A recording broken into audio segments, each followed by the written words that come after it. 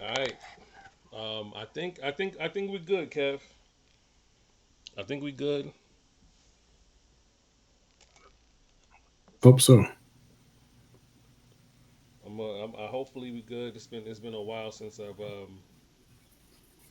let's see. There we go. Stream. All right, stream is working. Stream is working. This is rough. This is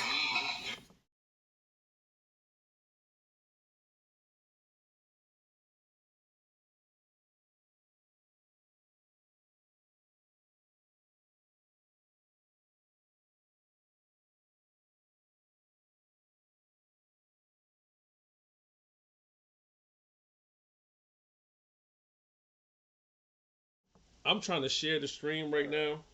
Like I'm really As opposed to like before the camera started. Okay. this this Fair enough. this is all brand new territory for me. Um, even down to Twitch. I can't even share the stream. I don't even know how to share the stream right now. They changed everything. Force is easy to change to share the stream. Now I can't. So we in new territory right now. What's up, everybody? What's up, everybody? Don't mean to keep having audio in the background. It's your boy Andrew L. Case. We are back. Uh, we Are probably, we? I mean, we're back. We're back. We probably need Are we?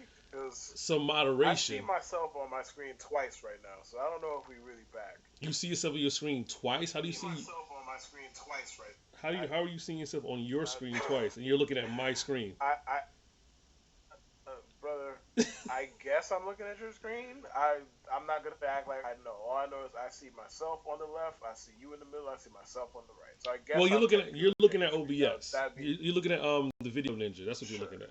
You're looking at the Video Ninja. Don't worry about that. Okay, let's go with that. All right. That's what you're looking at. I'll just But focus on the screen on the right because everybody can see. right. Everybody can see what we got going on. But yeah, man, we're here. I guess. Somewhat. Somewhat brand new territory for you and I as far as how we're putting this together. We're streaming from OBS. So we're not on Twitter right now. We're on Twitch. We're on YouTube. So if anyone's on YouTube, give me some feedback. As far as chat overlay, I gotta figure get that. I gotta get that going too. I'm open chat right now. I think I open up my Twitch chat right now. But yeah, it's your boy Angel Case. You're now tuned into the Middleship Podcast. I'm with Kevin A. Lewis as usual, and there's no intro video. There's none of that, guys. There's none of that. This is all work in progress. We're working on everything, how to be better. Um, Things got complicated. StreamYard, Yeah, we're cost tinkering with shit down to with our season on the line. with Tom Thibodeau in the playoffs right now.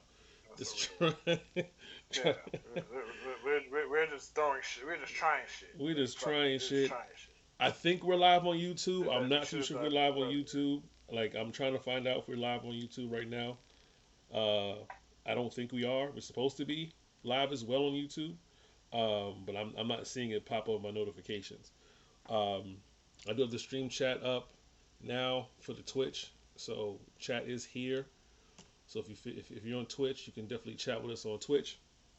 But yeah, it is what it is, man. So if you're in here right now, please let us know that you're in here, so I can at least know that people are watching. and and if you know somebody who knows somebody who know what they're doing, tell them to help us out, man. Tell them to help us out, It's cause two old niggas trying to figure out technology, bro. It's tough. it's And one tough, really man. old nigga trying to figure out It's technology. tough. Even the stream title, I don't even know if the stream title is right on my Twitch. It says PJ Golf Charlotte Championship. So I don't even know what's going on, man. I don't even know, man. I don't even Right. get the live notification off of YouTube yet. It's supposed to be a live notification. It's supposed to be on YouTube right now. I don't know, man. But we fuck it. We'll do it. We'll do it the best we can. But yeah, man. We've been away for a while because we've been trying to figure out the whole streaming situation. because StreamYard costs an arm and a leg for us to do. For some reason, decided to raise the prices on StreamYard, so the Coke price went up, and we didn't want to do free. The cost of a brick went up, and we didn't want to do I guess the free stuff they had offered us. It wasn't enough for what we do, and you wouldn't get the layovers, the overlays, stuff like that. And I'll listen. They have a 7 day trial for free, and then they have some other stuff, and they don't tell you the cost. I'll tell you that right now. They don't tell you the cost of this damn free trial. But I know I think it continues to something else after you're done with it. Um, but yeah, we just gave up on StreamYard. Then I tried to get Streamlabs, and that was cheaper, but I had no idea how to use it. So it's Streamlab up, and month of May got rough, personally and everything like that. So I just said, hey, you know what, let's fall back. But somebody told me about OBS, and I'm trying to figure out OBS as we go. So again, if you are in the chat, please let me know if you're in the chat. Leave a comment, say something, say what's up, so I know that at least you guys can see us and hear us, and then we get the show. I mean, we'll keep the show going anyway, but we'll work with the best of what we got. But that's all I can promise you right now is that we're working and we're trying diligently to put out a product. Okay, what's been going on with you? I just have shit to get off my chest. Ain't nothing been going on, man. We chilling. But I got shit to get off my chest. So let's get to it. Well, yeah, let's start off with the Knicks are out of the playoffs officially as of Saturday night. Today is Monday. We were hoping that today would have been a Game 7 show. And the topic of conversation would be a historic comeback by the New York Knicks, something that has rarely been done in the NBA playoffs. I believe it's been only done 12 times where a team has come back from a 3-1 deficit. I believe this is 12 times historically. Unfortunately, that wasn't the case. The Knicks got their ass beat by like 20 on Saturday night. And yeah, we're here. We're here. When the wheels fall off, there's a lot of things you could look at to blame, um, especially when it comes to like sports, especially when it comes to like long series. And the 7 game series in the Eastern Conference Finals, and you're watching it with intent, there's a lot that you could point your finger at to how we got here. Like, why are the Knicks not uh, heading to the NBA Finals to play OKC? You have your thoughts. I have mine as well. I know we cross some of the thoughts cross criminal certain paths. Um, but I'm gonna let you go. I'm gonna let you kick it off first before I go because I've been talking for the duration so far. Um, what are your thoughts on the Knicks run, playoff run, and the series against the Pacers? Um, I think first of all, it would be remiss. It's been 2 days, whatever, so you've had time to sit on it, and reflect, and yada yada yada, all that. It was a very good, successful season that came with quite a few frustrations along the way, but the Knicks gave you a lot of memories in this playoffs that won't that will last a while. So like I'll start by with the positive. Like it was a good run. The playoffs were extremely entertaining, and they gave you something to be proud of, even if it's not how any of us wanted it to end, especially at the hands of the fucking Pacers. But they gave us a lot to be proud of. So they should be commended for that. Um, Further than that, change likely is going to come. In what form? I mean, it doesn't seem like the head coach is going anywhere. Much to my chagrin, I think he should, but I think he's safe. I would. I don't know if they're gonna bring Carl back. Like, I think that's the easiest change to make. I guess the easiest noteworthy change to make is trading Towns. I don't know if he's coming back. I don't know what they feel about him. Like overall, all I know is, bruh, the body was dead. The body wasn't even cold yet, and we were talking about, and there was pieces being released talking about Towns' defense and how he's a space cadet essentially, right? Yeah, So like that happened. I don't know if that can happen so publicly and so loudly, talking about basically he was going rogue. Whether it's he was just doing whatever the fuck he wanted, or whether he's just not smart enough to grasp what the fuck he was supposed to be doing. How we landed on he's not supposed to be doing what he's doing, I don't know, or why, I don't know. But 2 seconds, the final buzzer rang off, and within 3 minutes, we had a whole postmortem on the Knicks, and which featured scathing shit towards Towns. So is he gonna stay? Is he gonna go? I don't know. Now, with that being said, there's a few things There's one specific thing I'm really fucking tired of hearing. This whole let me start by saying I feel how I feel about Tom Thibodeau. I feel like you have reached the end of the road with that dude. Like I don't think you're getting much further than where the Knicks got. And Hmm. I understand that they got within 2 wins of the NBA Finals. I understand all this. But if you're a serious championship geared organization, I don't think Tom Thibodeau should be your coach. He's the kind of coach that kicks you in the right direction, get respectability, that you like you have a competent, well run team, a serious team to a degree. And then once you get past that, you're like, all right, we're trying to make a jump to the big leagues. That's when you get rid of this dude. With that being said, if you want to make arguments to keep him, fine. I personally think the downfalls with Tom Thibodeau are just way too much to overcome. That's just my personal opinion. But if you're going to make the argument to keep him, please stop citing what the fuck happened 20 years ago, and 15 years ago, and 8 years ago. I don't give a fuck that Tom Thibodeau is better than Jeff Hornacek coaching. I don't give a fuck if Tom Thibodeau is better than Derek Fisher at coaching. I don't give a fuck that Tom Thibodeau is better than Mike Woodson at coaching. I don't give a fuck that Tom Thibodeau is better than whoever the fuck else coach, whatever laundry list of bullshit coached the Knicks for the last 25 years. He's better than all of them. Cool, great. That bar is in hell.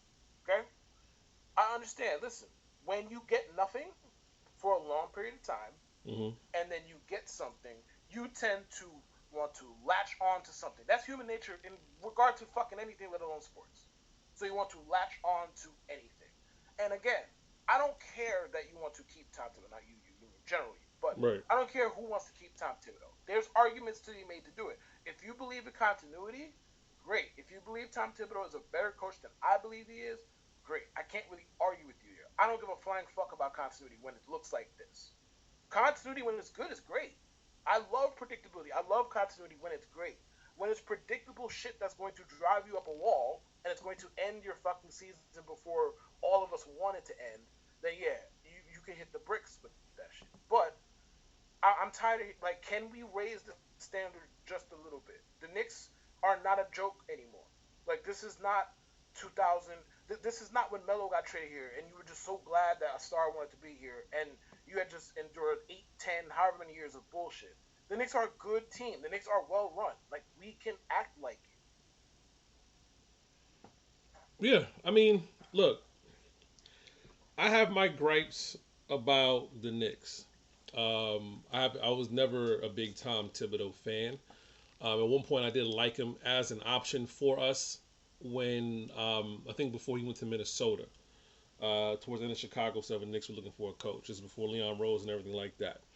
But one thing you realize as you watch Tibbs, especially in Minnesota, the Minnesota thing that pissed me off was he went to that team and said, "Let me get everybody that was on Chicago. Let me get Joakim Noah. Let me get Jimmy Butler.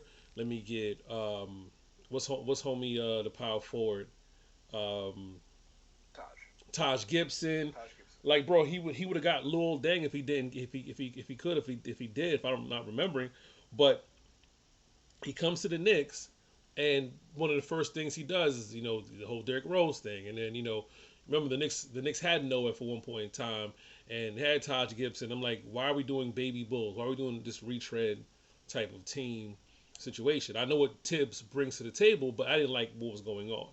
The Knicks mustered to be at the very least, this first year competitive, right? Um, and you had hope that this would lead to something, which led to Randall and R.J. Barrett and IQ and all the stuff. The 47 win team. I think Brooks has been here for 3 years now, 3 seasons now. Correct. Um, Yep. Mm-hmm. you see your playoff fortunes changing, and you had a team and people like for the most part the first year of the success we were finger pointing with Julius Randle just not showing up, right? Julius Randle just not showing up. We're finger pointing Julius Randle's not showing up. We needed him to show up. We got out the first round. We lose to Atlanta.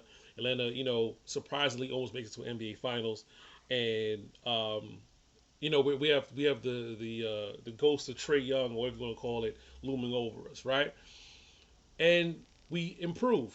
We improve. You get Dante DiVincenzo, you got Isaiah Hartenstein, and Knicks managed to win 50 games.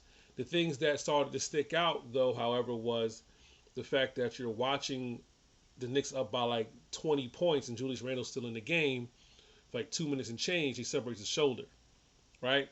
And it's a severe separation to the point where he's not even coming back. Mostly, separate shoulder, couple of weeks, whatever. No, it's a severe separation. Like, it's too serious for him to come back. Well, we still have pieces though. We have OG, who we had just acquired. He played 20 something games. I think he won like 18 of the 23 games he played. And everything was looking good. And OG gets hurt, right? So all right, we still got Brunson. We still got Hart. We got Dante. We got we got whoever, right? Everybody starts to fall apart. Knicks were up 2-0 versus the Pacers last year. And people thought, hey, if we just get enough, we'll win. We win game 7, and it was just too much. Brunson hurts his hand. It was like, it's too much to overcome. You still feel good about the following season, right? Which was this season. You still feel good going into this season. Hey, this is what we're going to have. Then we go ahead. Oh, Nova Knicks. We get Bridges. So now it's Bridges, Dante, Hart, everything. And we're like, okay, we're going to run this back with Julius Randle. We don't have a center. We'll find a center.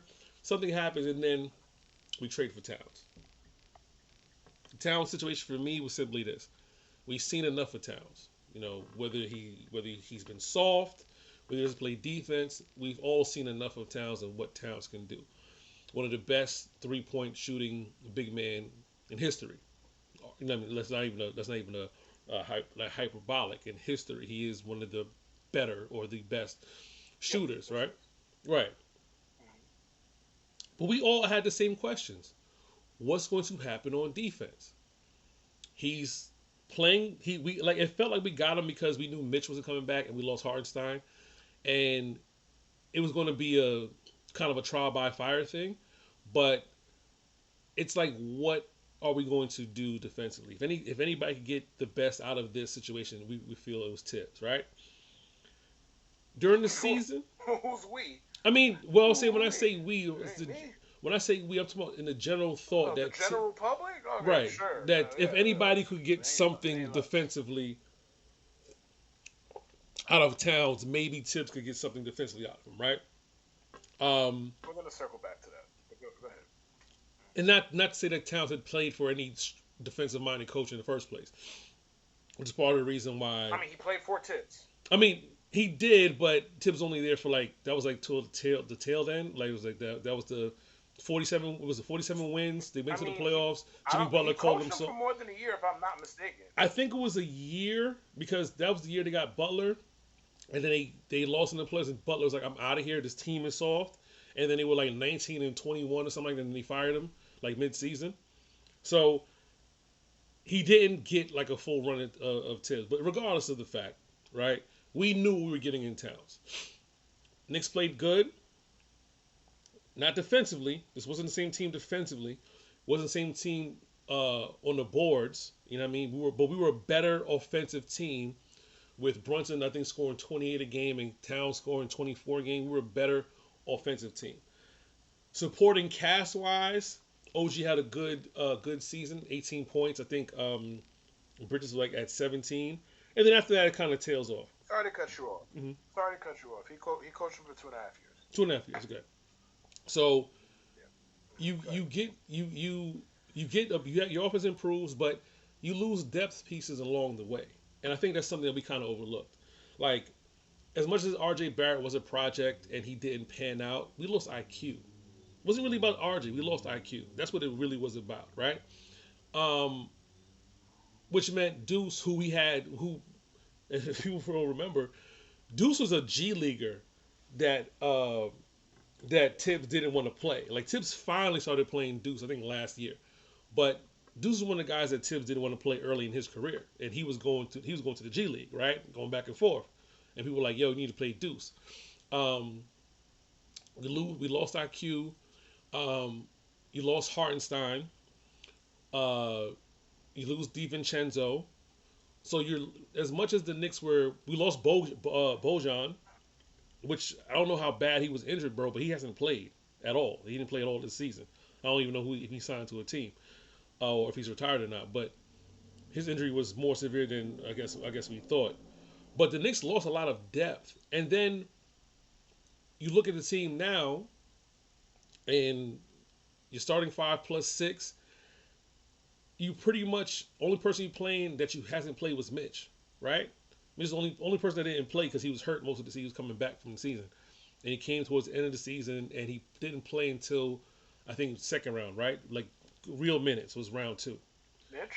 Mitch, Yeah. yeah, like real minutes. So we never ran Huck Porty and all them guys. Maybe campaign played and stuff like that. But we never ran our bench depth at all, right? And that's just to say the whole outcome of the season. I'm just giving like a recap of what I'm seeing. But what we may have been forgetting is the amount of talent we lost. Like just depth pieces, good depth pieces that we lost to acquire what we have. Not for Bridges picks, but to get Cat. We had to make a trade to get OG. We had to make a trade. We had to trade players. I say all that to say in this Pacers series where a lot of people felt like the Knicks are the last the last best team left because we were the 3 seed because we got rid of the Celtics and Pacers got rid of the Cavs that we should have not moonwalked but it should have been Knicks in 6 or 7. It shouldn't have been what it became. And I'm not saying Tibbs got exposed in the playoffs, but I think people have to stop being so cis boom by about what the fuck he is, right? He is a defensive minded coach who needs everything to go well. And when things were going well last year, there was a lot of fight in the Knicks, which is why their playoff run last year looks a little different than their playoff run this year. And I say it was no fight, but the fight was different, right? Because you and I both agreed and said this: they're not beating Boston. Right. And you said that before the playoffs. They're not beating Right. Boston. And we fought. And we fought from down 20 twice. The difference between Indiana and Boston just wasn't making threes, man. The one game they finally started making threes, they wiped us off the mat. But Boston wasn't making threes. They were ice cold. And they live and die by that three. Indiana was not playing live or die by the three. Just forget game one for a second, because game one is the only asterisk game that in a million years you play the game over and over again. It doesn't happen. But games through 2 through 6, I saw the same shit over and over and over and over again. I saw Brunson. I saw the Pacers playing full court defense. I saw Brunson getting picked up 90 feet. I saw Josh Hart get the ball and cross half court and stop. Wait for a screen, or no, stop. Either stop, wait for a screen, and try to get the ball to Brunson, or pass the ball, set the screen for Brunson, and Brunson getting the ball at half court and trying to get past 2 defenders. Every time, for a good amount of possessions, I've seen the same thing. And I'm like, why aren't the Knicks doing something different? They're trapping Brunson at half court. They're sending, as soon as you send a screen, the off defender runs down on the trap, off the screen to the trap, and he's stuck out there. I've never seen so many backcourt turnovers like that in my life. Like in a playoff series where it's like Brunson gets the ball off the screen, trap is coming, tip the ball, fast break layup, fast break dunk. That happened in multiple games. Never seen that. I've seen the Knicks look better when Brunson's off the floor and Cat is on the floor. We've seen that. We've seen Cat on the floor without Brunson, look good. Seen Brunson on the floor without Cat, it looked good. Somebody pointed out today, they can't be on the court at the same time. Your two best players can't be on the court at the same time. I think that's. I think that's a. I'll expound on that a bit, but I think that part. I think it's kind of gaslighting to actually truly believe that. I understand what the numbers said this year. I get it, and I'm not like in the playoffs particularly, but like I'll expound on it more. I think that's kind of gaslighting to believe that, and that's part of the problem. But carry on. It's definitely part of the problem. But my biggest gripe with the Knicks this season was that Tibbs, you get all this stuff and you can't figure it out. You can't figure out your rotations. You're playing guys too many minutes. Like Bridges played the most minutes this season, right? He has no problem. He said he made that comment this year about getting a break. Like, hey, we need a break. You know what I mean? We saw a game where the Knicks were up, and we saw Rick Brunson get up like, yo, we're up. It's over. We're up big. When are you taking these guys out? But then you kind of get an idea why when you see the game one collapse, and it's like, oh, that's why. Or maybe that's why, right? Maybe that's why. I don't know. Maybe that's why I keep these guys in, because if we take these guys out, we're not gonna have the same offense. We might need some offense because teams Tibbs' team this year has collapsed several times going into the fourth quarter with leads during the regular season. We've seen it. Does he trust his team or not? I don't know. But I've seen enough Tibbs throughout my life to say he's not the answer at coach. Now, some people may feel different. Some people may argue that, have a little pushback. But no one can pinpoint and tell me what makes Tibbs this great, good, I don't even say great, this good coach, this answer. It feels like by default, and correct me if I'm wrong, it only works because this is all we have. Like, the options aren't many, right? And you can't fire him after getting us the Eastern Conference for the first time in 20 something years. You can't fire him for that. But we do know this leash should be super short after this summer. And nothing like, and if it doesn't No, matter, no. no, If you're going to bring him back, his leash cannot be short.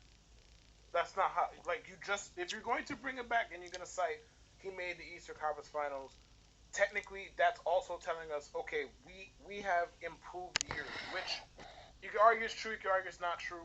The results wise says it is. Like they made the Eastern Conference Finals after losing in the second round last year. mm, Technically, that's improvement. They went further, blah blah. If you're going to bring him back, he needs to have a full throated endorsement. That's just how this works. Like if you want to say like after the season you reevaluate, fine. But when we say super short leash, I mean like Mike Malone got fired 3 days before the damn season ended. I mean that. Like personally, if you're going to bring him back, he needs the entire year at a minimum. If you're going to bring him back, that logically makes sense. So mm. if you're going to bring him back and then fire him 45 games into the season, then you couldn't have been that committed to him in the first place. That just doesn't make sense. Because you can't. Because here's the thing, like at this point, the whole goal is to win a championship. You can't win a championship in game 46. So Right. unless the Knicks are like 19 and 27 and the season has just gone off the fucking rails, firing him mid-season would make no fucking sense. If you have him on a short leash, or you think that all right, if we bring him back, like he could potentially get fired by the end of the year, like that kind of short leash, then fire him now. Let's stop wasting everybody's time. I mean, I understand that, but they're not going to. That's the thing. So that's why I say Right. So he can't be on a short leash then, which is he. fine. They don't want to No, fire I'm him. saying he Bro. should be on the short lease. I mean, if you say he can't, I'm saying he should be. That's fine. Yeah, he Okay. should be. I don't think. I don't think. Like you, the way we've seen enough, right? The roster is what it is. There's not much you can do. People are talking about, what we had talked about the article. You had mentioned the article before about everyone's blaming Cat and Cat and talking about team players on the team saying Cat doesn't want to play defense or at least understand the importance of defense. But also, it's like, why are you putting him in drop coverage? Like literally, like they're setting screens. Cat is not going under the screen. Why is he not going under the screen? Like why is he not fighting to get over the screen? He's just going back. And the Pacers are making wide open threes. But the people who are making these threes like Siakam and Turner, and there's a big man that's like, yo, bro, you're not doing anything, right? Somebody was saying, oh, Cat's a good rebounder. I said, no, I don't think Cat's a good rebounder because we're talking about contested rebounds versus I'm grabbing a rebound. You can be 7 foot and the ball's off the rim, you're going to grab the rebound. And then there's a rebound, contested rebound. Like Josh Hart doesn't box out, but he gets a lot of contested rebounds. He gets a lot of those scrappy rebounds. Those are good. That's a good rebounding guard. Is Cat a good rebounding center? Like contested rebound? No, he's not a good rebounder. He's tall. I mean, but part of being a good rebounder is being in position where you don't have to make a lot of And contested if threes. he's not guarding the That's part of being three, a good rebound. and he's not like these stretch, like all these stretch guys don't rebound well. Like Turner's a terrible rebounder. If you saw how many rebounds he had, he's a terrible rebounder. Siakam, these are stretch guys. They're not going to get rebounds. So you have to be out there. Your rebound is going to come from OG, Bridges, whoever's out there, Mitch, when Mitch is in the game, but it's not supposed to be from Cat. So I see Cat with 5, 6 defensive rebounds. I'm like, I don't care. This will be on the perimeter. This will be out front. Like the double doubles are cool for counting stats. I get that, but a lot of those rebounds, the rebounds that mattered the most during the game, were those Mitchell Robinson offensive rebounds. Those second chance rebounds. I didn't see Cat fighting anybody for a lot of those type of rebounds. We're talking about good rebounder. I didn't see those. I saw him a lot of times on the defensive Well, I mean, glass. Cat spends a lot of time on the perimeter. That's exactly my point. He's a stretch guy. Like But terms of, that doesn't mean he's not a good rebounder. he's probably a good defensive rebounder, but he's not. He's not what the like. If Turner has 3 rebounds or 2 rebounds, or game he had 1 rebound and Cat's 13 rebounds, of course, because Cat is not back to get boards, but he's back because he's dropping back and he's dropping back instead of stepping out. That's the reason. That's my whole point. He's back because he's dropping back and stepping out to defend. He's stepping back. He's stepping back to collect missed shots. When does Tibbs realize, hey, this is not working? It's not working. Carl, you got to step up, right? You had mentioned, I don't know if you said it during the pod, but the fact of mentioning the fact that it's possible that the Knicks move on from Towns. Um, Yeah. I'm not too sure how possible that is in the amount of money he's making next year, which is 60 million. Um, now, like you had said before, if a team is interested in getting him, um, they can definitely pay. They'll figure it out. You know, put together Right. what type of Contracts together. contract. Yeah, but what would that look like getting rid of Towns now? What would that look like? What would that look like? What would the Knicks look like now? Well, here's the thing, and I might be a little bit long with this because it's a question that there's a lot of different wrinkles to it, and there's a lot of stuff that I've been putting a pin in, like that you touched on, that I want to speak on, Hmm. and it ties into Cat. So the thing with Cat's defense, I'm not here to argue that Cat's a good defender. That would be a lie. I'm not here to do that. Do I think Cat is as bad on defense as people like to pretend he is? No. Do I think with Cat, it's kind of similar to baseball. Stay with me. I'll land the plane. Just stay with me. Where like a player with bad range that doesn't necessarily make errors is more digestible to a person than a person who might have better range but makes errors. As in, like, what I'm saying is Cat's defensive errors are so annoying that they stick with people, and he already had a reputation coming in. Right. So, like, example, listen, Cat makes a lot of boneheaded plays. Again, I'm not trying to say he's a good defender, right? Again, I'll land the plane. But Game 6, first half, they catch Cat on a switch with Tyrese. He then backs up as if he's guarding TJ McConnell and sprints to the paint. I'm like, that's Tyrese Halliburton, good sir. Right. Like, he's going to shoot the ball, he's probably going to make it. And Right. precisely that is what happened. So I understand, you see shit like that, it's very, very irritating. Like, people are far more annoyed by Cat as a defensive player than Jalen Brunson, Mm-hmm. right? I think that's fair to say. And Cat is miles better on defense. And this is not a compliment, Miles. by the way. He's miles better on defense than Jalen Brunson is. And that's not really necessarily the fault of Brunson per se. There's only so much we could do if you're a 6'1" athletically limited player. Right. There's only so much you can fucking do on defense. So Right. it's not even Brunson's fault per se. But like Cat's defense, you can survive with it if you are creative enough to do it, number one. And number two, the biggest problem I think with the Knicks in general is if you're going into this and you're committing to and by the way, I don't even think Karl Anthony Towns was Tom Thibodeau's idea, by the way. At all. I don't think he liked him No. personally. Number No. one, he coached the motherfucker for 2.5 years. Number two, if you're going to get Karl Anthony Towns to play with Jalen Brunson, You have two All NBA offensive performers who give you nothing on defense. We agree, That's right? correct. Okay.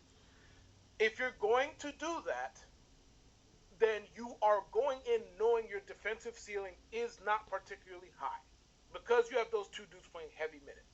Mm-hmm. And you can win that way. We saw them do it despite their starting lineup being ass. They won 50 fucking games. Mm-hmm. So like you can do it. You can win a lot of games. They got to within 2 wins of an NBA Finals appearance, despite their starting lineup being one of the worst in recent memory. That's not hyperbole, by the way. It's, On a performance rate, that was the second worst lineup of the last like 25 years, dude. Like right. they were horrendous. Right. They were just there's a reason the Knicks had to come back from down 20 all the fucking time. Right. Because the starters were just like, all right, here, man. Like you might as well like going into every game, you kind of knew like, all right, we're pretty much either down 14, down 12, or down 20. Because that's Right. what the starting lineup was gonna fucking give you. Right. But the problem and the biggest issue here is number one, Tom Thibodeau does not want to play modern NBA offense. Mm-hmm. Like, and if your two best players are offensive first, defense optional, more or less kind of players, then you have to lean into the offense. Because guess what? You're already fucking your defensive ceiling over. So then you're lowering your offensive ceiling too by playing Josh Hart beside them for 40 fucking minutes. All you're doing is making their defensive job easier. Right. If you have Jalen, you have Carl. It's like you don't have to cover Josh Hart. Teams have showed us that for 4 months. Josh does a lot of good things on the court. I don't like a lot of the things directed about Josh in this conversation will be more Tibbs issues than Josh issues. Mm-hmm. It's not Josh's fault the motherfucker can't stop playing. That's not his fault. He does what he does. We are well aware of what Josh Hart brings as a player. Good, bad, and different. We know. Him playing 35 minutes a night is fucking insane. What are we doing? Again, especially given the context of the fucking team. Right. You're running out Josh, you're running out Jalen. I mean, you're running out Jalen, you're running out Cat. You have two of the better offensive players in the entire fucking sport. If the Knicks were to win a championship this year or next year if they bring everybody back, Mm-hmm. you are not winning that shit because you are a great defensive team. You're winning it because you manage on defense. You manage to do enough. Nobody with Jalen and Carl starting is going to be a really good defensive team. Now you could argue, you could ask, is it worth it to have both? Can you win 16 playoff games built around those two dudes? That is a fair fucking question to ask. It I don't is. know. We will see. I think you can personally. I watched them win what 10 playoff games with them. I watched them win 10. Yeah. Like, and again, Yeah. this is with shit starting lineup management. Nobody's pretending that Deuce McBride is fucking Lou Williams. Okay, we're not pretending that. We're not acting like it is. Given the team and how it's built and what Deuce can do, and that teams have to respect him on the perimeter, it made way more sense playing him with that starting lineup for that many minutes than Josh Hart. Josh Hart is a 20 to 22-ish minute kind of player in an ideal situation. Mm. Josh is like more or less the only thing Josh really does at an extremely above average clip is out motor people. Yeah. That could only get you put so fucking far, dog. It's the Eastern Conference Finals. Everybody got high motor here.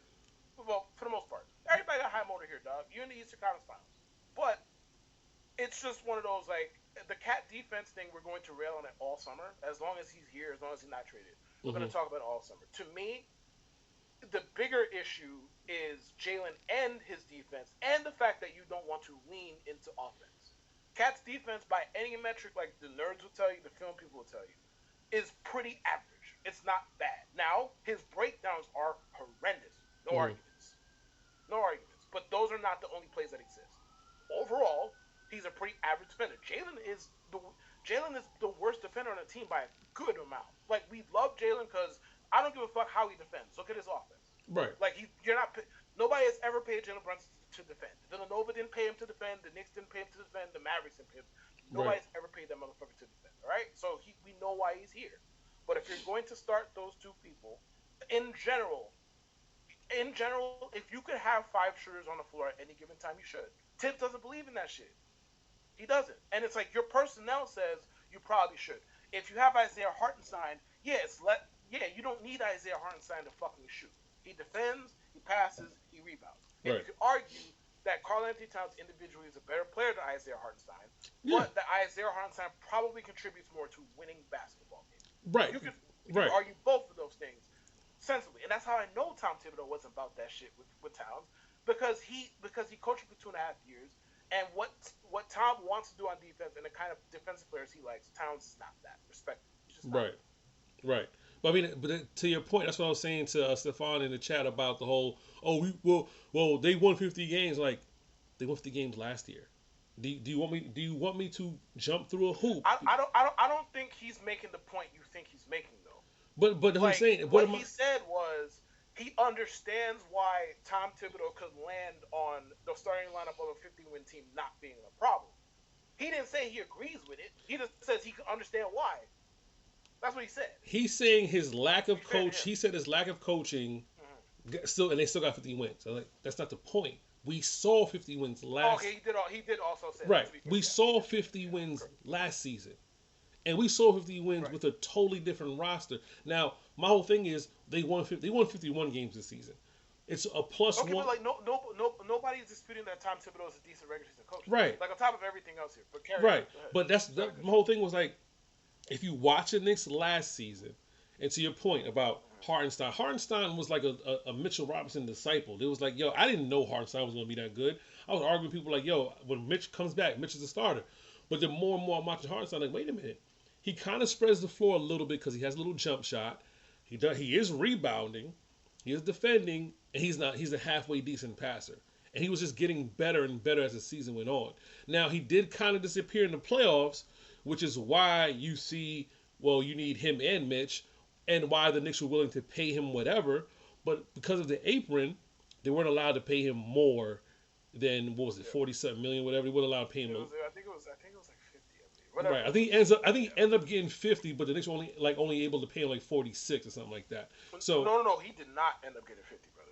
He ended up getting like 80. well, Hartenstein?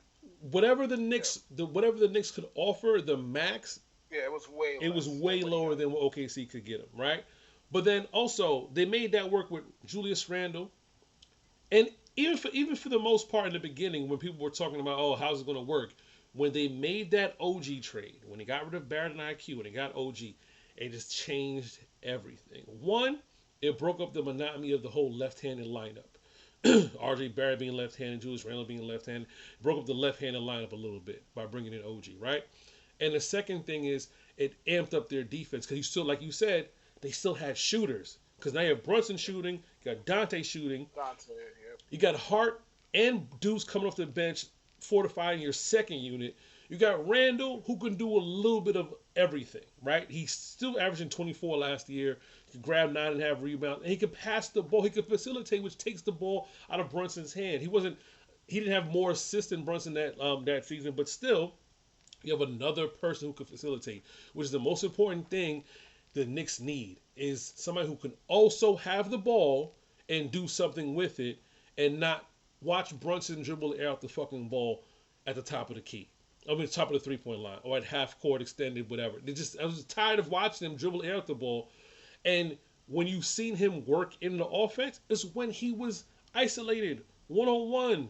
A good coach would have made sure he got the ball in those situations, which means you get to the half court, you set up your offense, and if you want to go Brunson ISO, you give him the ball, we can go Brunson ISO. But the Pacers were doing such a great job of running him off of that and setting double teams their way, there had to be another element of the offense, which is why Cat coming from the three-point line, head fake, and going straight down the middle worked so good in Game 5 because they couldn't stop his ass. Because if you slacked off, he's draining the three. And you didn't have to slack off that much because Hart's, for a guy that big, his release is very quick.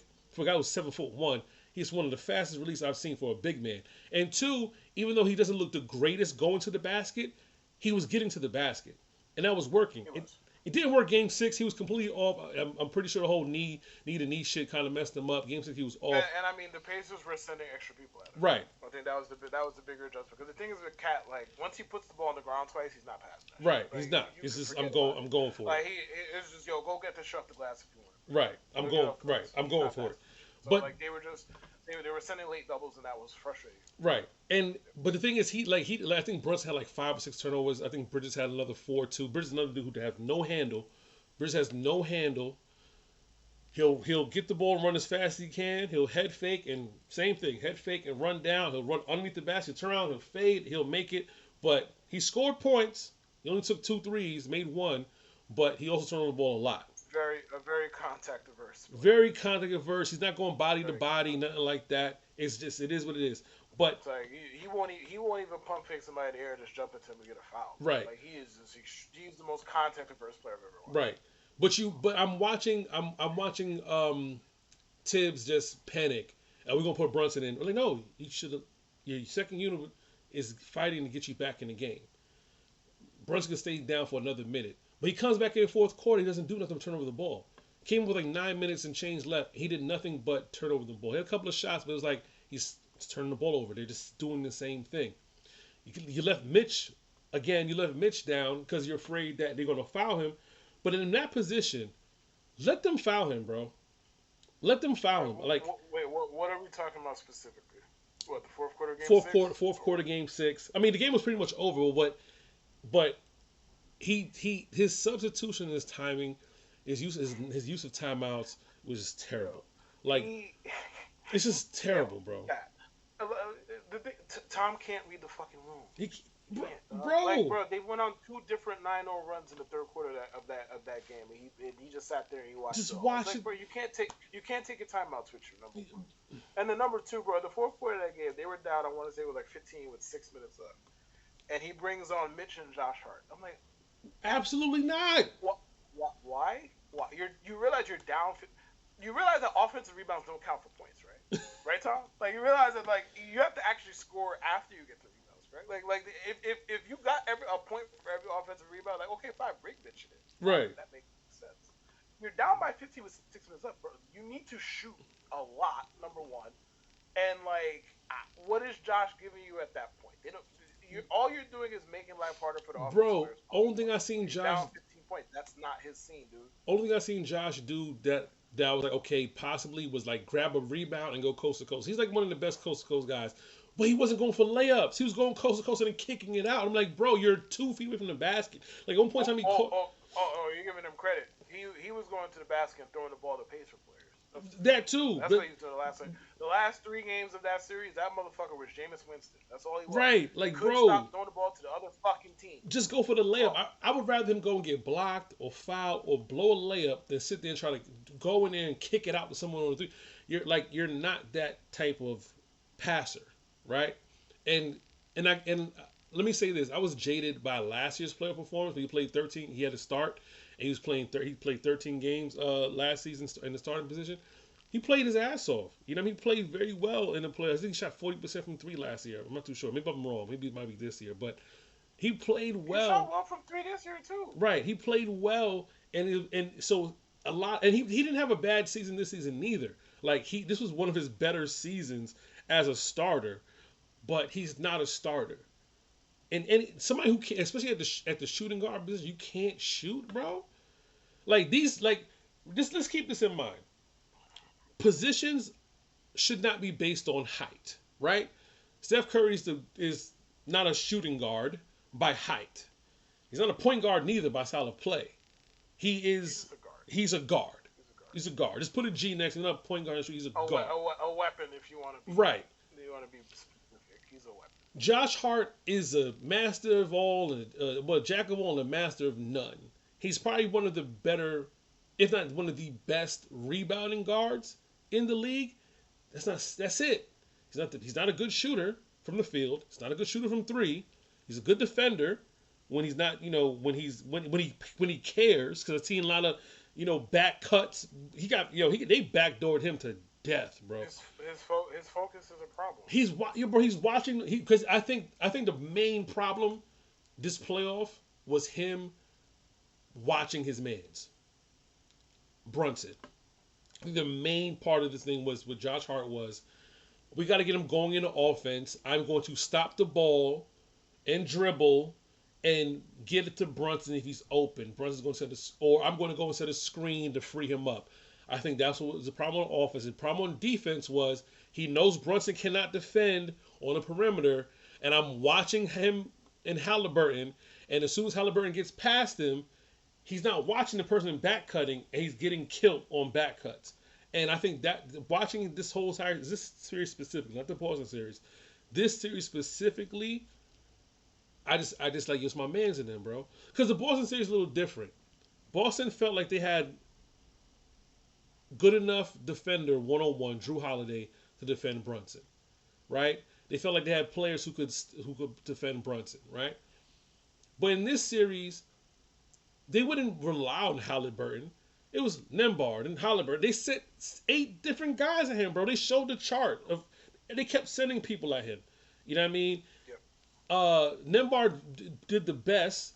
Neesmith was getting Neesmith. Neesmith did the best. Good. Nembhard was getting, he wasn't getting cooked, but he was like, there was certain guys who were getting cooked. He was getting good. No, there was Until game six. Game six, right. He did a good job. There were certain guys who were getting really cooked. Like Halliburton had no answer for him. There's certain guys who was getting just like they was getting smoked, right? Yeah. But they Indiana sent like 7, 8 different guys at him. That's why this series was different. And Tibbs is not making that adjustment, and that's the most frustrating part. It's like, bro, they're sending a combination of different guards to this guy every time he gets the ball. Maybe let someone else control the ball for a little bit. Now I know But you're. who? Now I was about to say, I know you don't have the same guys from last year. And this is why I said that's when Stephon said 50 wins. I'm like, you didn't watch last year because Randall would have the ball last year. Right. Dante brought the ball down last year. We're just talking about getting a past half court. Okay, but Dante's not a great ball handler either. But that's not the point. The point is, the Pacers were picking him up 90 feet the whole way. Certain guys, as soon as they got the ball, they backed off. Oh, Hart got the ball. They backed off. He's dribbling. Oh, that's it. Brunson gets the ball. Let's try to keep him back here until he gives the ball up. He gets across the half court line. He gets the ball back. We're back on top of his ass. They should have had sets ran because he scored 30 points in 5 of the 6 games. So it wasn't he wasn't scoring. It was just how he was scoring more when he had him set up in 1-on-1s. When everything else came at him, just give the ball up, bro. Figure it out.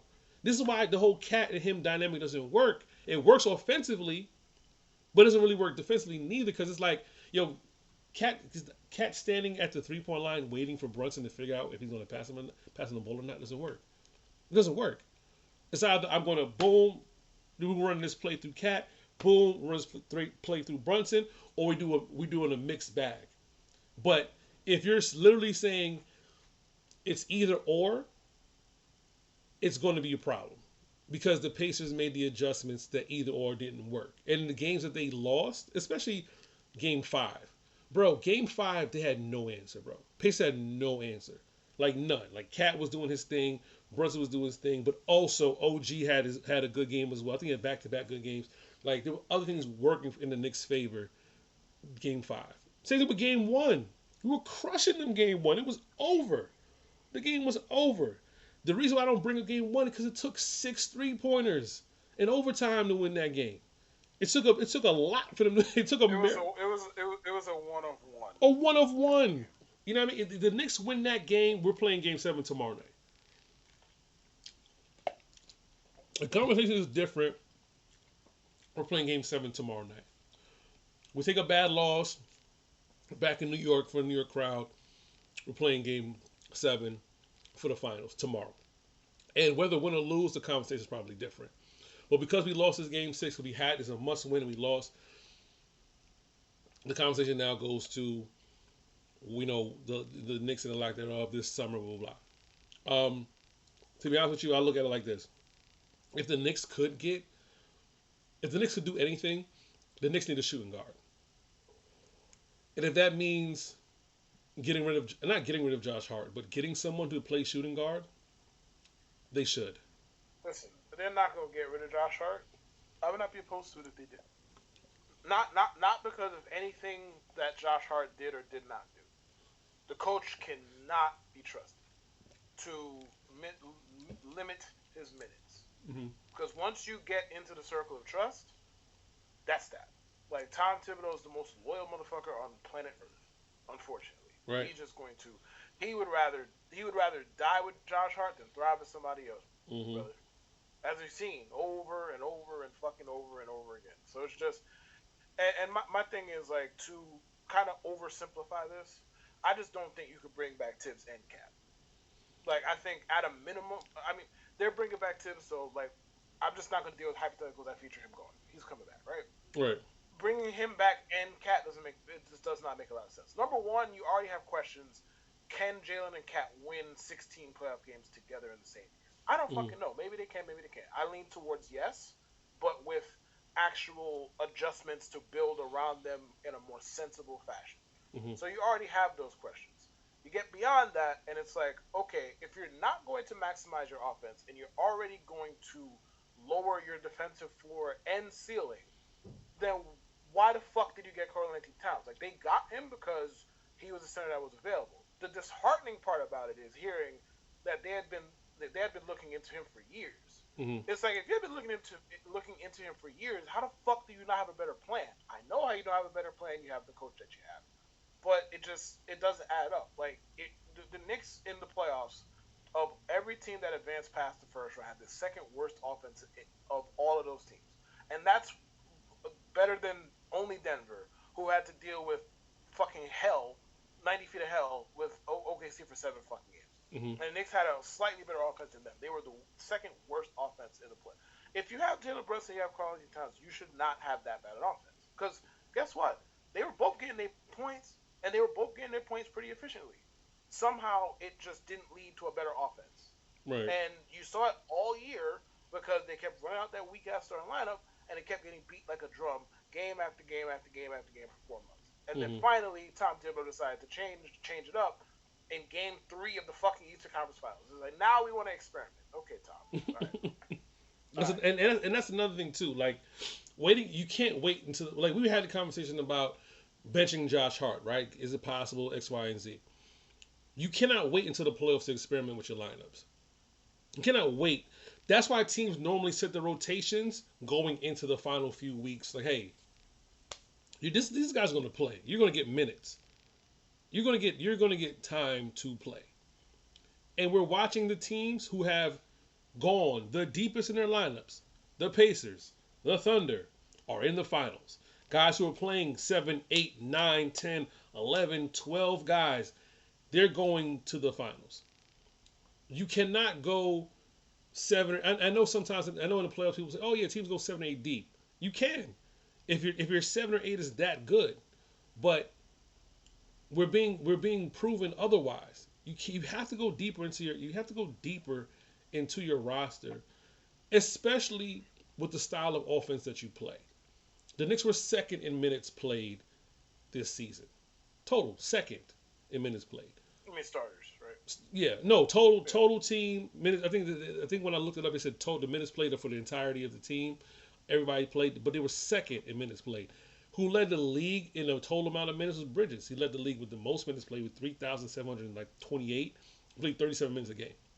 He played all 82 games, so he played the most minutes. As far as like starting minutes, I think they're up there too. They weren't that bad though.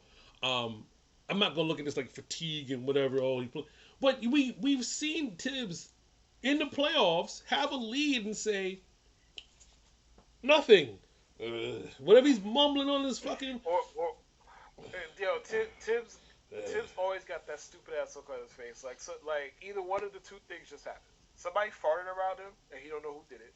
Right. Or somebody just told him a secret that he did not need to hear. One Bro. of the two things. He has that dumbass look on his fucking face all the time. It drives me insane. It's like, bro, they're on a 12-0 run. Call timeout. Bro, Do something besides look like that, bro.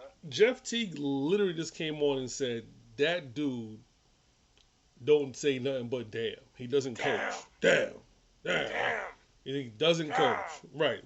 he doesn't coach. So, and that's why I love these NBA pods, because a lot of times what they're highlighting, and they don't really talk about the coaches a lot. If you notice, when you talk about these NBA players, talk about coaches, they don't normally talk about them as far as like coaching style. They'll talk about practice. Like I heard Gil was talking about practice style and teams not practicing and stuff like that. But Gil often says, "Yo, I'm gonna do what I like." He was doing what he wanted to do, right? You hear Teague talks about different teams. He's been on a bunch of different teams: Atlanta, Indiana, Minnesota.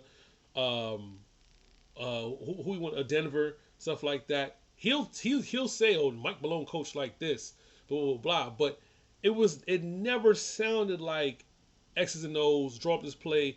A lot of players sound like they were doing what they want to do, which is why coaching in the NBA feels like a vibe check, right?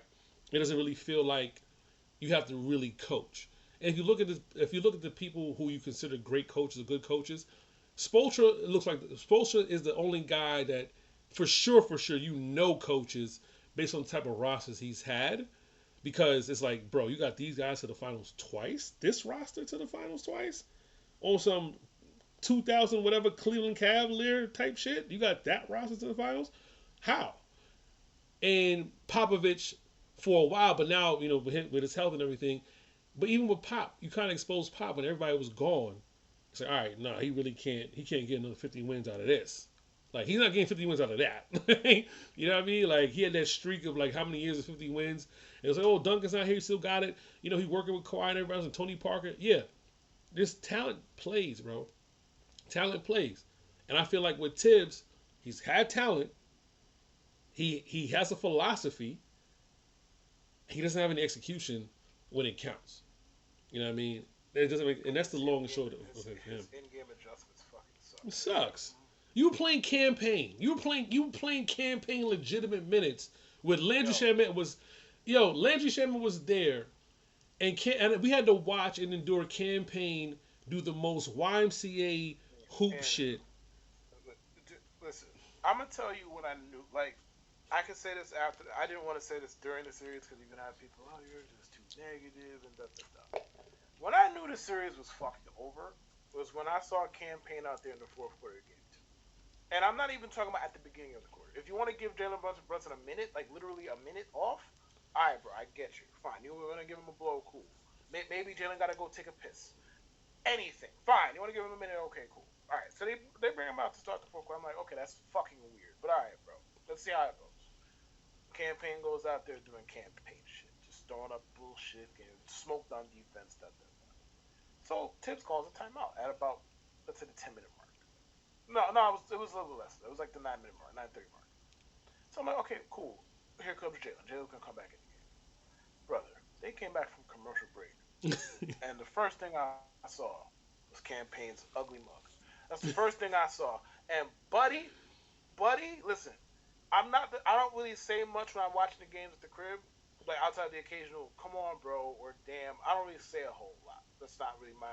If I want to yell and scream, I go to sports bars to do that, or the actual events itself. I go do that, right? Right. So I saw him. I just sat there and internally just screamed.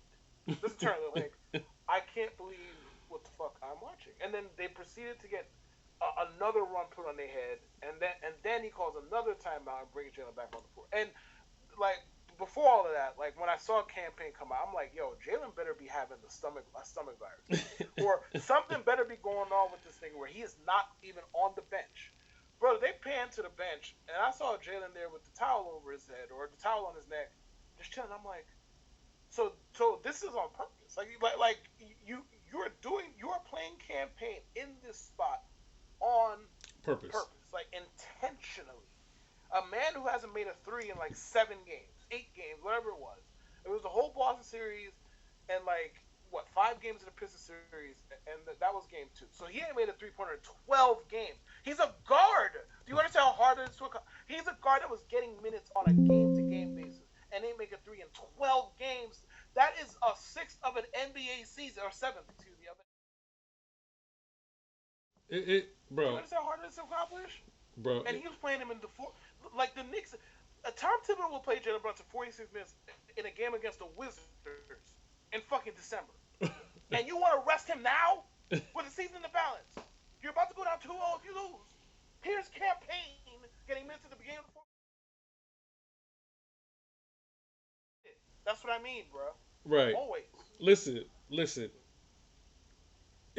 That the adjustments were like you played Darrell Wright or Darrell Wright. What's his name? Delon Wright. Dylan Wright, right? Well, yeah. He couldn't shoot. He couldn't shoot a three, but he was a good defender and point guard He situation. gave you quality minutes. Gave you minutes. We played Deuce, gave you minutes. Played Chang, gave you minutes. But you waited until you know shit got bad to do that. I would have liked to see Huck Porty even get some minutes. You know what I mean? Get come in there.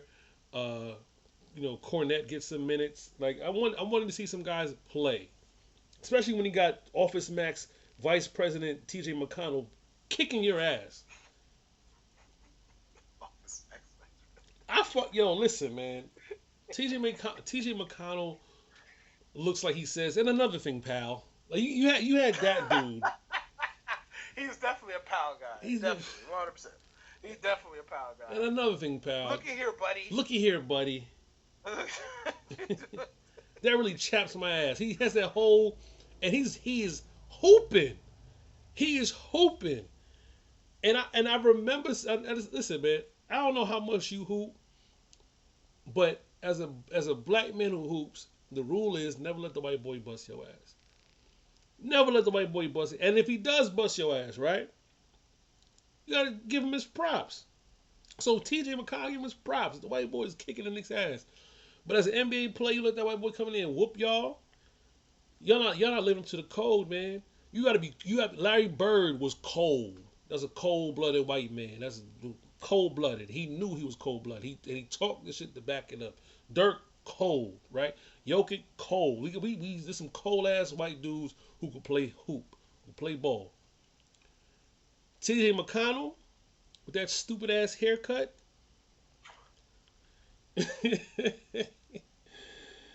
The T-Mobile corporate manager cut. Just put him in a black and pink jacket, and you know he's T-Mobile corporate. He was whooping y'all ass, man. He was whooping the Knicks. I hated that shit. But when they put Wright in the game and Shaman, it was a little different. It was a little different. When they put Wright in and they put in Shaman and they put in Duke, it was a little different. He wasn't running as much because these others running with him because they were fresh. But when they was putting him in that game, and it was him and Hart and him and him and Hart and who's what's that dude's name, man? I forgot his name. But he was running circles around him and Brunson. He was running circles. He ran circles around Brunson. Every time he got the ball, I was like, Brunson gonna get to the basket, and he was beating to the basket. Like, damn, Brunson, damn, man, damn, damn. Your two best players cannot be your two worst defenders. Your two best players cannot be the two worst defenders, and that's why it didn't work. That's why it didn't work. And you were able to hide a lot last year because your worst defender was just Brunson last year. It was just one guy, and he was your best player. You were able to hide that because you had other guys who could do that. Which is why the lineup dynamics look the way it looks when Towns is on the floor without Brunson and vice versa. So, to your point of Tibbs and Cat coming back next season, and they can't both be around, I agree. Who can you get rid of? You could get rid of Tibbs easier than you can get rid of Towns. I'll say that, and I'll say that just simply because of this. I mean, that's always true. Yeah, and simply because of this. Even if you kept Tibbs and you got rid of Towns, you need to find the right center. You kind of have them already with Mitch. Kind of have them already, but then you don't have a power forward. So unless the Knicks will go out there and get Giannis, maybe KD, because the money stuff. Well, I mean, they played OG at the 4 all year. You could just keep doing that. Well, that's what I'm saying. We're talking about between the two. Was that you need a backup center. No, my thing is, you need a backup center. But I'm saying between this, who's you keep. I mean, you could play Deuce McBride at the 2. We know they're not going to do that. So like we know what's going to happen. There's some lineup matches you can make. We're going to do the same shit. But what we know is you can't have Towns and Brunson on the court at the same time. So if there's one person that we know for sure is expendable, is going to be Cat. Even though you can say Brunson's expendable too, but his daddy is. No, he's not. No, he's not. He's not. But what I'm saying that the reason I'm saying that is because you can say it. It's not just mean it's true. You can say it. But the reason why I say you can say it because if you could say, well, I get a different point guard, blah blah blah. Yeah, but his daddy on the team. You can't do that. But Cat it would be insane to do that regardless of who was on the team. But my whole thing is if there was a breakup to be had, like you said, the most likely breakup is Tibbs and Towns. Yeah, The odd man out is going to be Towns, yeah, 100%. especially since if anything that what the media reported was true and team players were saying stuff about him, then maybe Oh, the that was definitely yeah. true. That was definitely true. Um, That was definitely true. my thing, the replacement is the money he's making. You're gonna need a combination of players, which means the Knicks probably gonna have to get another team to join in to break up whatever they Yep. got. Um, can you get a Giannis? Giannis loved New York, but it's gonna if he comes to New York, it's gonna be Brooklyn. He's gonna be Brooklyn if he comes to New York. I don't know how bad he wants to win. If he wants to win, it'll be New York Knicks. I mean, if he wants to leave Milwaukee, I'm assuming it's to win. Right. I'm assuming that'd be my best He's guess. not winning in Brooklyn. He has a better chance winning with the Knicks. Like he'd be lighting years on fire with Brooklyn. Yeah. Him, Brunson, Mitch. I mean, the Bucks are taking somebody. Whether it be if it's Cat, it's taking somebody else. Or if they, I don't know. But him with Brunson, that sounds amazing. KD probably makes more sense. You had mentioned that before one pod. I think KD makes more sense because he is that shooter. He has proven he could play with a guard, but his age is just And he's not a defensive liability. yeah. So, yeah. But his age and health is my biggest concern. Um, I know JJ had said something about bringing Dante DiVincenzo back, like bring him home, and I'm like, I mean, if he's a free agent, I guess you could run it back with him, He's not. right? So I think what happens, the Knicks explore Giannis. I don't think they get him. I think they explore. They listen. They hear like, hey, we got Towns. We got some picks. They still got. They know they can't trade. No, they can't trade no more picks because they just did 5 for what's the name. You can't. The new CBA thing. You can't. No, they can. They can't. They can't because it's their pick. They own their 2026 pick, and they own the Wizards pick, which is protected at 1 through 10. So they have 2 picks in the first round again. Um, but yeah. I mean, the Knicks could do something. They could do something. I don't know what they do if they stand pat. They could do something. Um, Real quick before we head out, because like I said, we're gonna be back here tomorrow, guys. Tap in. I'm upload on YouTube. I'm trying to figure out everything out. Got a lot of work to do. Before we go,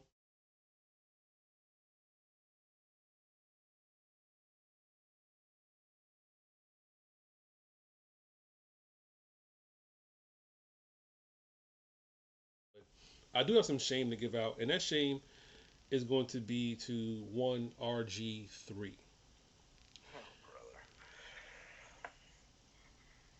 Here's the thing about the have some shame segment. A friend of mine on social media has been saying, the problem with the world right now is nobody has shame, right? And the more and more, she would say that, I was like, oh, you being a stick in the mud. But now I realize that's the truth. People don't have shame collectively anymore, and that's the reason why they're getting away with half the things they say and they do, because they don't have no one telling them either to shut the fuck up or you should be embarrassed or making sure they stay embarrassed.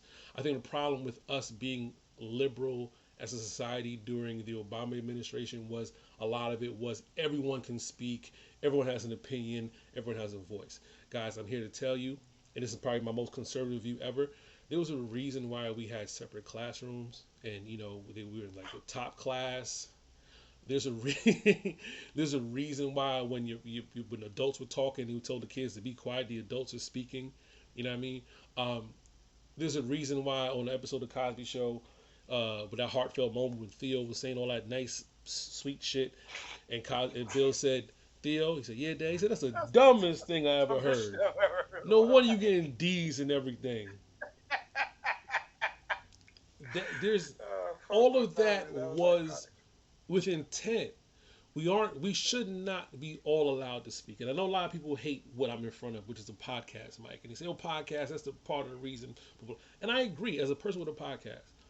As a person with a Yeah. podcast, I agree. Not every opinion is valid, and sometimes my opinion isn't validated at all. And I do like to feel like my opinion is one of more importance than other opinions, right? Because I feel like I have some common sense and some decency and decorum about myself. But I say that to say this: RG3, Robert Griffin III, is a shameful individual. And I'm gonna say this, and it's gonna be a little funny, a little tongue in cheek, but in all seriousness, he's a shameful individual, and it's because he's so blatantly obvious being a pick me for Whitey. He can't even hide it. He can't even hide it. He can't hide it.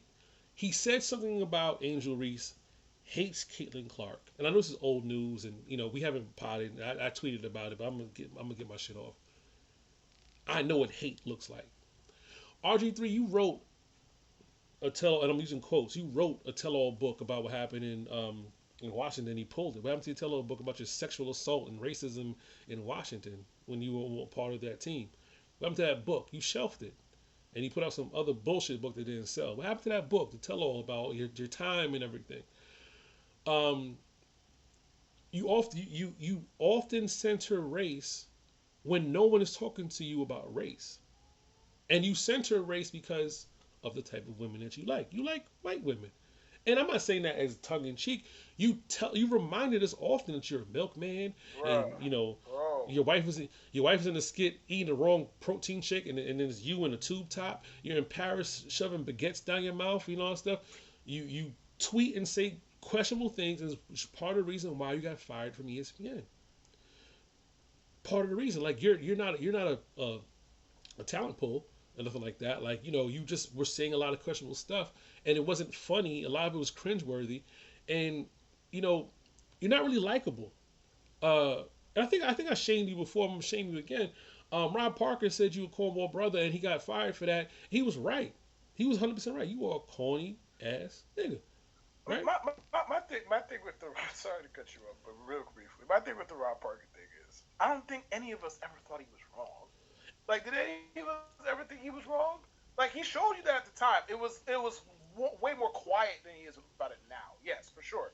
But like, I don't think any of us thought he was wrong. It's just like I don't think you should be saying it on national TV, and I still think that And it's something you probably shouldn't be saying on national and TV. this is what Right I or go, wrong. and this is why I So started with the we were saying we were becoming more sensitive. Remember ignorant Twitter when we could wake up and say whatever the fuck yeah, we want, post your pick and go, you this, you're gay, blah blah yeah, blah. We could say whatever we want and nobody was offended, right? yeah, And now, and then we all of a sudden people say, hey man, this stuff is harmful. We can't say these things, even if it's the truth. right. Now, conservative people have taken that angle to be racist, but Mm-hmm. I think we It should was, just keep that part of honesty, and certain people shouldn't be allowed to talk about certain things because a guy like RG3 thinks he can platform himself and talk and be sassy when he's stereotyping a black woman, right, in front of his white wife.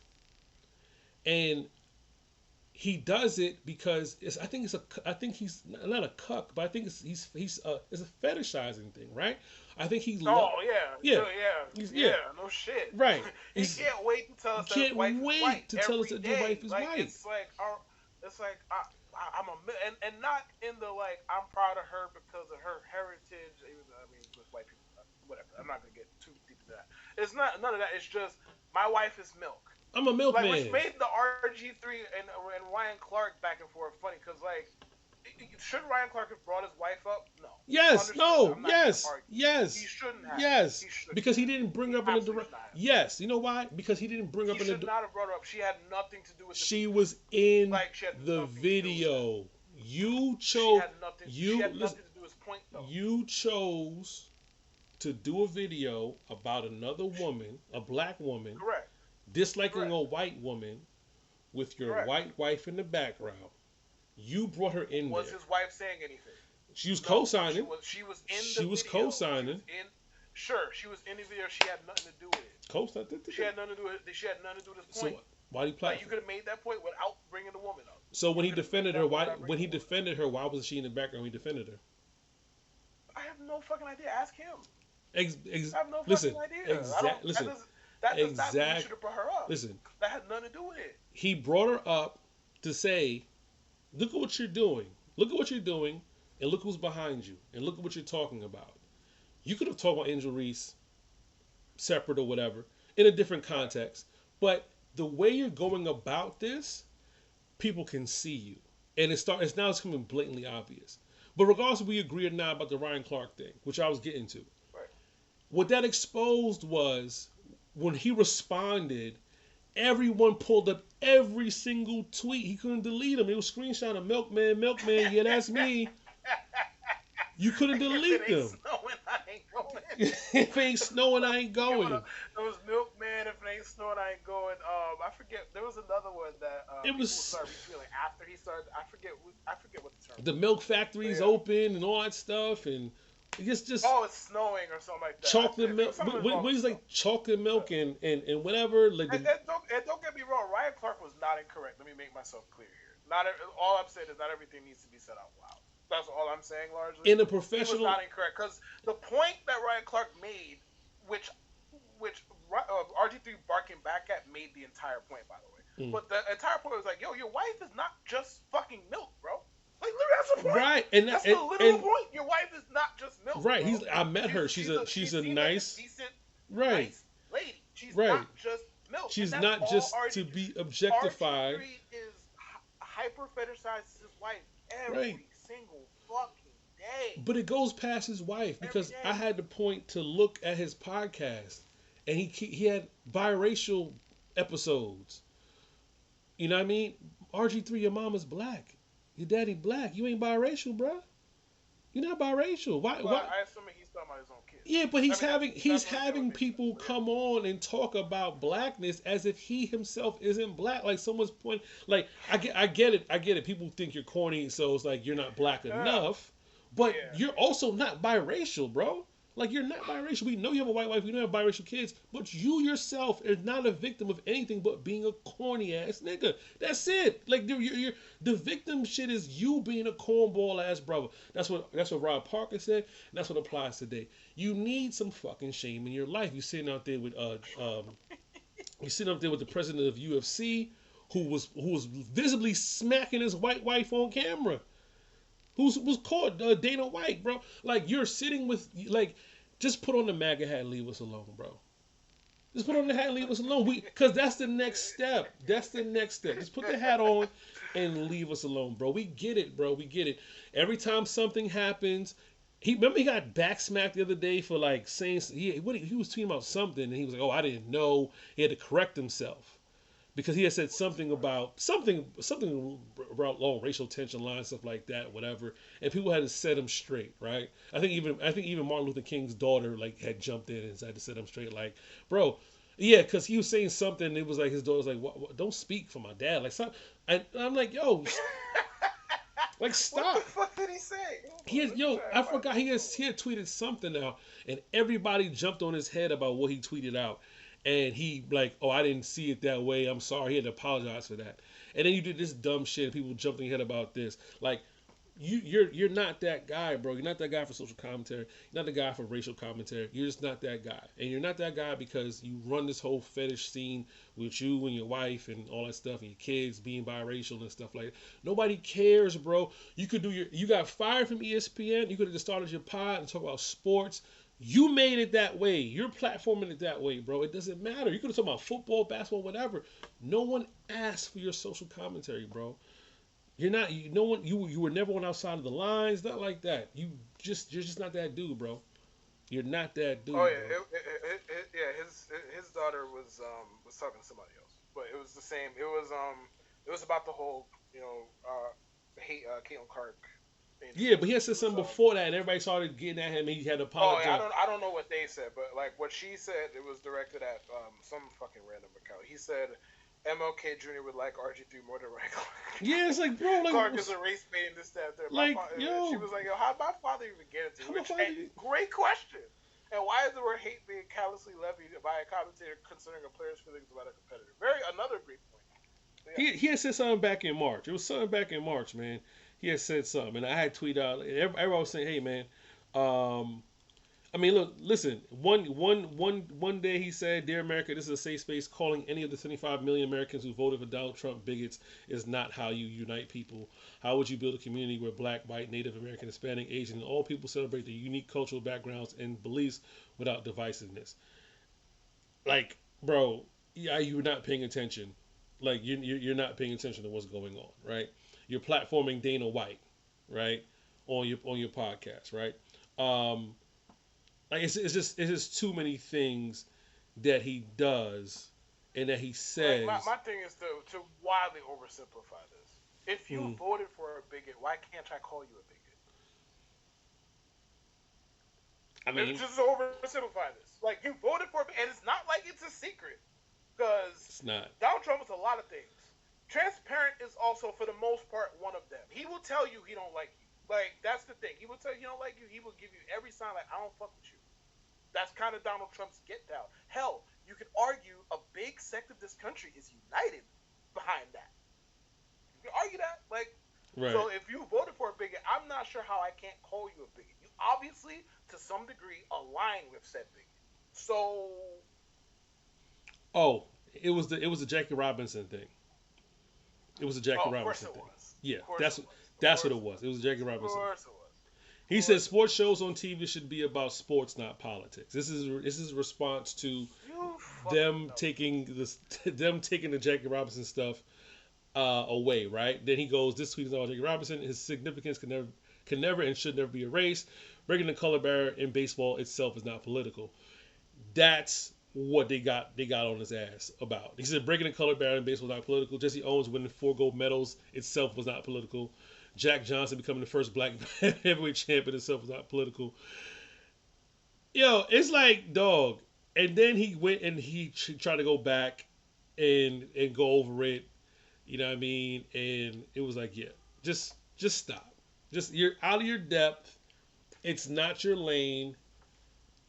Please. Appreciate you guys for rocking with us for about an hour and a half. I'm going to figure this out and try to get this right. Apparently, the stream was not even uploaded on YouTube; it's only uploaded on Twitch.